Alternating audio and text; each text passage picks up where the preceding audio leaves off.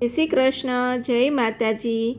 તો હમણાં બધા જ વાર તહેવાર આવી રહ્યા છે અને વાર તહેવારમાં આપણે આ રીતે અલગ અલગ નાસ્તા બનાવતા હોઈએ છીએ, પણ દર વખતે એવું બને છે કે એક સરખો નાસ્તો નથી ભાવતો। નાસ્તામાં પણ આપણે અલગ અલગ વેરાયટી બનાવતા હોઈએ છીએ, તો એમાંની આપણે એક વેરાયટી લઈ અને આવ્યા છીએ।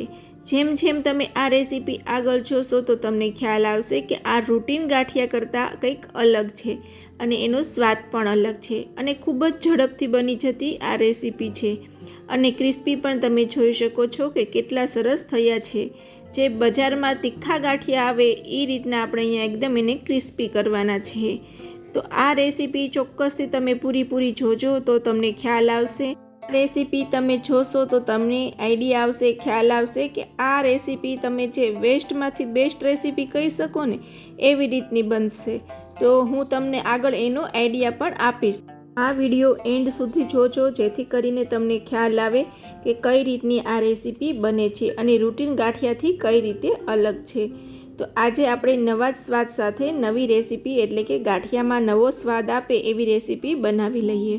અહીંયા આપણે 2 નંગ બાફેલા બટેટા લેવાના છે, ત્યારબાદ એમાં આપણે ગરમ મસાલો એડ કરવાનો છે, ત્યારબાદ હળદર પાવડર, ત્યારબાદ હિંગ, ત્યારબાદ લાલ મરચું પાવડર। તીખાશ તમારે ગાંઠિયામાં જે રીતે જોતી હોય એ રીતે તમે એડ કરી શકો છો અને અહીંયા તમે આદુ મરચાં લસણની પેસ્ટ પણ નાખી શકો છો, પણ જો તમારે લાંબો સમય સુધી સારા રાખવા હોય તો એ ના એડ કરવા। ત્યારબાદ અહીંયા એમાં આપણે મીઠું એડ કરશું અને દળેલી ખાંડ એડ કરશું, ત્યારબાદ એમાં આપણે લીંબુનો રસ નીચવશું અને લીંબુનો રસ તમે જે પ્રમાણે ખાંડ લીધી હોય એ રીતે એડ કરવાનું છે। અને મેં તમને આગળ જણાવ્યું એ રીતે કે આ અમારી વેસ્ટમાંથી બેસ્ટ રેસીપી છે, પણ આજે હું તમને વિડીયો બતાવવા માટે ફ્રેશ આ રીતે બનાવી રહી છું।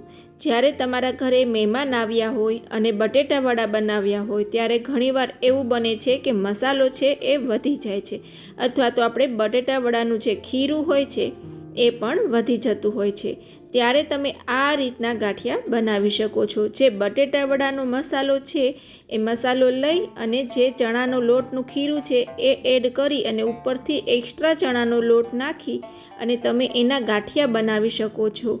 તો એ ટેસ્ટમાં અલગ જ લાગે છે અને ખૂબ જ સ્વાદિષ્ટ લાગે છે।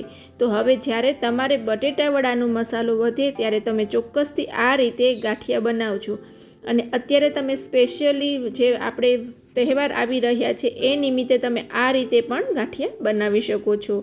તો એમાં આપણે ચણાનો લોટ એડ કરી અને સારી રીતે મિક્સ કરી અને ગાંઠિયાના સંજામાં ભરી અને આ રીતે આપણે મીડિયમ ટુ સ્લો ગેસ રાખી અને તેલ ગરમ થઈ જાય પછી એમાં ગાંઠિયાને પાડી લેવાના છે અને એ વાતનું ખાસ ધ્યાન રાખવું કે અહીંયા મીડિયમ ફ્લેમ ઉપર જ ગાંઠિયાને આપણે તળવાના છે।